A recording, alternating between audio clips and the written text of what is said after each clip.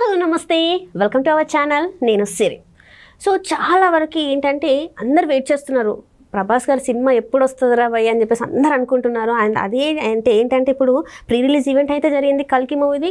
ఇంకా ఒకటి ఏంటంటే చాలా వరకు ఏం చెప్తున్నారు అంటే రికార్డ్స్ బద్దలు కొడుతుంది ఖచ్చితంగా ఈ సినిమా అని చెప్పేసి అయితే అందరు మాట్లాడుతున్నారు. మరి నిజంగానే రికార్డులు కొల్లగొట్టబోతుందా లేదా కల్కి మూవీ అనేది మనతోని తన అభిప్రాయాన్ని షేర్ చేసుకోవడానికి ఇవాళ మన స్టూడియోలో అయితే ప్రముఖ సీనియర్ సినిమా క్రిటిక్ ఉన్నారు మనతో పాటు. అప్పాజీ గారు నమస్కారం సార్. నమస్తే శ్రీ సార్. ఇప్పుడు చూడండి, ఇప్పుడు చూస్తే ఇప్పుడు వస్తున్న సినిమాలన్నీ ఒక ఎత్తు అయితే కల్కి గురించి అయితే ఫ్యాన్స్ ఇట్లా ఈగర్గా వెయిట్ చేస్తుండ్రు. ఎంత అంటే అరే ఎప్పుడు వస్తుంది సలార్ మాకు సరిపోలేదు, ఇంకా కావాలి ఆయన సినిమాలు మేము ఇంకా చూడాలి అని చెప్పేసి వెయిట్ చేస్తున్న పరిస్థితుల్లో ఇప్పుడైతే ప్రీ రిలీజ్ ఈవెంట్ జరిగింది. రికార్డులు బద్దలు కొడుతుంది అని చెప్పేసి కూడా అంటున్నారు. నిజంగానే మరి రికార్డులు బద్దలు కొడుతుంది అంటారా? అంటే రికార్డులు బద్దలు కొట్టడానికి అవకాశాలు అయితే పుష్కలంగా ఉన్నాయి. అంటే ఇప్పుడున్న క్రేజ్కి ఇప్పుడు ఇందా నువ్వు చెప్పినట్టు ప్రీ రిలీజ్ ఈవెంట్, ఆ ప్రీ రిలీజ్ ఈవెంట్ బాంబేలో జరిగింది. అక్కడ అమితాబ్ బచ్చన్, దీపికా పదుకునే వీళ్ళందరూ పార్టిసిపేట్ చేశారు. అమితాబ్ బచ్చన్ అశ్విని దత్, ఈ సినిమా ప్రొడ్యూసర్ అశ్విని దత్కి పాదాభివందనం చేయడం అనేది ఒక నేషనల్ టాపిక్ అయిపోయింది. అంటే సినిమా చాలా అద్భుతంగా వచ్చి ఉంటుంది, అందువల్లే అమితాబ్ బచ్చన్ ఈ సినిమా ప్రొడ్యూసర్కి పాదాభివందనం చేశాడని చెప్పి ఒక టాపిక్ అయితే నడుస్తుంది. ఆల్రెడీ ఓవర్సీస్లో చాలా అసాధారణటువంటి ప్రీ బుకింగ్స్ ఉన్నాయని చెప్పి మనకి రిపోర్ట్స్ వస్తున్నాయి. కాబట్టి అంటే ఇంతకుముందు నువ్వు చెప్పావు సలార్ సినిమా సక్సెస్ అయినా కూడా ఆ సక్సెస్ ప్రభాస్ ఫ్యాన్స్ని పూర్తి స్థాయిలో సాటిస్ఫై చేయలేకపోయింది. కాబట్టి ఈ సినిమా మళ్ళీ బాహుబలి డేస్ తీసుకొస్తుందని చెప్పి అందరూ అంచనా వేస్తున్నారు. ఇంకో రెండు మూడు రోజుల్లో రిలీజ్ అవుతుంది కాబట్టి మనం వెయిట్ చేయాల్సిందే. అంటే ఇక్కడ ఏంటంటే సార్, సలార్ చాలా మంది ఏమన్నా అంటే ఇది జస్ట్ ఫ్యాన్స్ కోసం తీసిన సినిమానే, ఫ్యాన్స్ మాత్రమే ఎంజాయ్ చేస్తారు అని చెప్పేసి మాట్లాడినారు. అట్లనే బయట టాక్ కూడా అట్లనే వచ్చింది. అంటే అనుకున్నంత స్థాయి రికార్డ్ కలెక్షన్స్ అయితే అది కొల్లగొట్టలేదు. బాహుబలి బ్రేక్ చేస్తుందని అనుకున్నారు రికార్డ్స్ అన్నింటినీ, సలార్ ఏమో బ్రేక్ చేయలేదు. అండ్ ఇప్పుడు మరి కల్కి గురించి కూడా కొంచెం అటు ఇటు చూస్తుంటే కొంతమంది యూట్యూబ్లోనే కావచ్చు, కొంతమంది బయట కావచ్చు, కొంచెం ఇట్లా పోక్ చేస్తున్నారు. ఏంటంటే నెగిటివ్గా స్ప్రెడ్ చేద్దామని అయితే ట్రై చేస్తున్నారు. మరి ఆ నెగిటివిటీని దాటుకొని మరి సినిమా సక్సెస్ పొందే అవకాశం ఉందా? రికార్డ్స్ అంటే ఓవర్సీస్లో కావచ్చు, బయట చూసుకున్న బయట కంట్రీస్లో కూడా ఎట్లా ఉందంటారు? మరి అంటే ఇప్పుడు మన తెలుగులో ఉదాహరణకి ఆల్రెడీ మనకు 6 months అయిపోతుంది. ఈ 6 monthsలో ఈ సంవత్సరంలో ఇప్పటివరకు కరెక్ట్ సినిమా, సరైన సినిమా రాలేదు, సక్సెస్ కూడా కాలేదు. అంటే కుటుంబ సమేతంగా సినిమాను చూసే ఇది ఇప్పటివరకు జరగలేదు ఈ సంవత్సరం.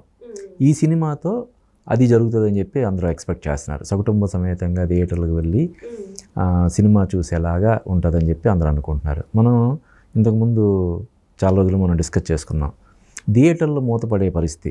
అంటే సినిమాలు లేక, సరైన సినిమాలు లేక సింగిల్ స్క్రీన్స్ చాలా వరకు అంటే స్వచ్ఛందంగా వాళ్ళ లేదు, ఎలాగో సినిమాలు లేవు, వేస్తున్న సినిమాలకి ఆదరణ దక్కట్లేదు, 10 మంది 15 మంది కంటే రావటం లేదు. ఇటువంటి పరిస్థితుల్లో మేము థియేటర్లో రన్ చేయలేమని చెప్పి థియేటర్లు మూసుకున్న పరిస్థితి.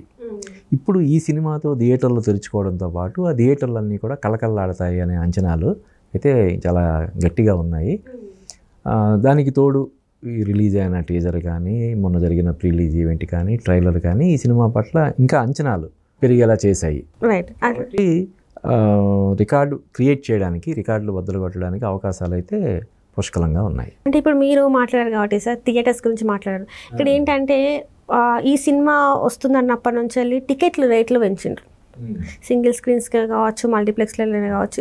ఈ టికెట్ రేట్స్ పెంచడం వల్ల మరి సినిమాకి అంటే ఓన్లీ ఒక స్థాయి వర్గాన్ని ఆకట్టుకునే, అంటే ఆ రేట్లు వాళ్ళు పెట్టుకునే రేట్ల లాగా అనిపిస్తున్నాయి. మరి కింది స్థాయి మరి జనాలు వస్తారంటారా? అంటే ఈ టికెట్లు రేటు పెంచడం అనేది దీంతోటే స్టార్ట్ అవ్వలేదు, కల్కి సినిమాతోటే స్టార్ట్ అయిన ప్రక్రియ కాదు ఇది. అంతకుముందు కూడా చాలా సినిమాలకి టికెట్ రేట్లు పెంచడం, అవి కూడా టికెట్ రేట్లు పెంచినా కూడా సూపర్ డూపర్ హిట్ అవ్వడం మనం చూసాము. కాబట్టి ఖచ్చితంగా కొంతమంది బర్డెన్ అయ్యేది కొంతమందికి. అంటే ప్రభాస్ ఫ్యాన్స్ చాలామంది ఉంటారు, దిగువ స్థాయిలో కూడా ఉంటారు.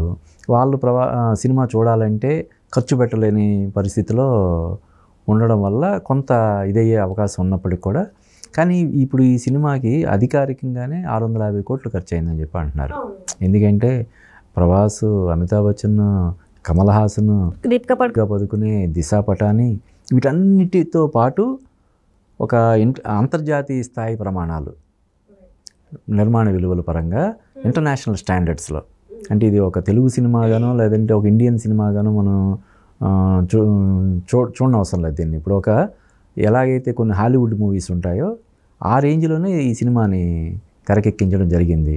కాబట్టి వీళ్ళు టికెట్ రేటు పెంచడాన్ని కూడా మనం తప్పుపట్టలేము. దానికి పెట్టిన ఖర్చు దృష్ట్యా టికెట్ రేటు పెంచడం కూడా సమంజసమే. అలా అని దాన్ని పూర్తిగా సమర్థించలేము. ఎందుకంటే ఇందాక నువ్వు అన్నట్టు చాలామంది సినిమా చూడాలని ఉంటుంది, మొదటి రోజే సినిమా చూడాలని ఉంటుంది, కానీ అది వాళ్ళకి అందుబాటులో ఉండదు. ఈ రెండు ఉన్నాయి, అంటే రెండు కోణాలు ఉన్నాయి. టికెట్ రేటు పెంచడాన్ని మనం విమర్శించలేము, అలా అని పూర్తిగా సమర్థించలేము. అయితే ఈ టికెట్ రేటు అనేది కేవలం ఒక 1 వీక్ మాత్రమే. ఒక వారం రోజులు వెయిట్ చేసి టికెట్ రేటు మరీ ఎక్కువగా ఉందనుకునే వాళ్ళు ఒక వారం రోజులు వెయిట్ చేసి చూడొచ్చు అన్నమాట. అంటే ఇక్కడ ఏంటంటే సార్, అందరికి వచ్చే డౌట్ ఏంటంటే నాగశ్విన్ గారి సినిమాలో ఏంటంటే ఇది 3వ సినిమా అనుకుంటా. 3వ సినిమాకి 650 కోట్లు పెట్టి ప్రభాస్ గారిని హీరోగా పెట్టి సినిమా తీస్తున్నారు. మరి ఏంటి ఆయన అంత నమ్మకంతో అన్ని కోట్లతోని సినిమా తీస్తున్నారు అంటే ఈ సినిమా పరిస్థితి ఎలా ఉంటుంది అని చెప్పేసి కూడా కొంతమంది వాళ్ళ ఫ్యాన్స్లోనే కొంచెం ఆలోచిస్తున్నారు. అదే మరి ఏంటి, ఇప్పటివరకైతే బాగానే ఉంది, సినిమా చూసిన తర్వాత మరి ఎలాంటి ఇది ఉంటుంది అని చెప్పేసి.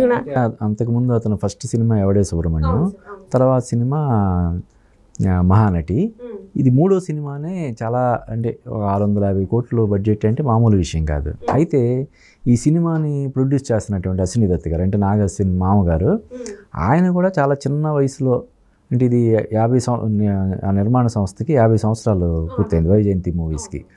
50 సంవత్సరాల క్రితమే ఆయన ఇండస్ట్రీలోకి రావడమే ముందు ఏదో ఒక చిన్న సినిమా తీసి తర్వాత ఎన్టీఆర్తో ఎదురులేని మనిషి సినిమా చేసి అలాగ అంచెలంచెలుగా, అంటే ఎన్టీఆర్ తోటి, చిరంజీవితోటి, ఇప్పుడు చిరంజీవితో జగదేక వీరుడు, అతిలోక సుందరి, నింద్ర, ఇటువంటి బ్లాక్ బస్టర్స్ చేసిన ప్రొడ్యూసర్. అంటే డైరెక్టర్ కేవలం 2 సినిమాలు తీసిన ఎక్స్పీరియన్స్ ఉన్నప్పటికీ కూడా ఇక్కడ ప్రొడ్యూసర్కి 50 ఏళ్ళుగా సూపర్ డూపర్ హిట్ సినిమాలు తీసిన అనుభవం ఉంది. పైగా ఈ నాగశ్విన్ తీసిన ఫస్ట్ సినిమా కానీ ఆ తర్వాత తీసిన మహానటి 2 కూడా మంచి విజయాన్ని సాధించిన సినిమాలు. అంటే ఏవో డబ్బులు సంపాదించి పెట్టిన సినిమాలు మాత్రమే కాదు, అవి పేరు కూడా సంపాదించి పెట్టాయి. అంటే మహానటి సినిమా చూసిన తర్వాత, విడుదలైన తర్వాత దాదాపుగా మన తెలుగులో ఉన్న అందరూ పెద్ద హీరోలు కూడా నాగశ్విన్ సినిమా చేస్తానంటే టక్కున కాల్ షీట్ ఇచ్చే స్థాయి.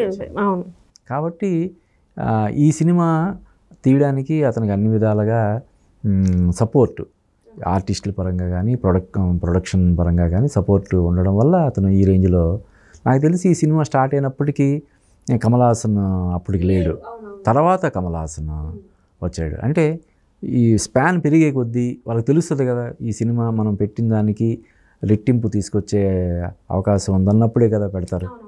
ఇప్పుడు కమల్ హాసన్ ఆయన ఎప్పుడో 40-45 సంవత్సరాల క్రితమే పాన్ ఇండియా స్టార్, ఏక్ దిజే కే లియే, సాగర్, ఇటువంటి పెద్ద పెద్ద హిట్లు హిందీలో.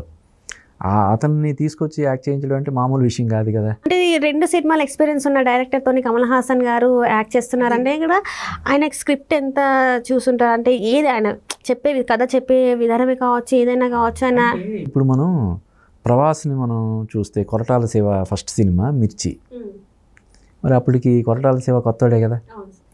అంటే అసలు ఎక్స్పీరియన్స్ లేని డైరెక్టర్ తోటే సినిమా చేసినప్పుడు ఆల్రెడీ 2 హిట్లు కొట్టి అందులోనూ మహానటి లాంటి critically acclaimed commercially blockbuster సినిమా చేసిన నాగశ్విన్తో సినిమా చేయడానికి ప్రభాస్ కానీ వీళ్ళు కానీ ఎందుకు సంకోచిస్తారు? Right sir, right. Thank you so much sir. Thank you Siri.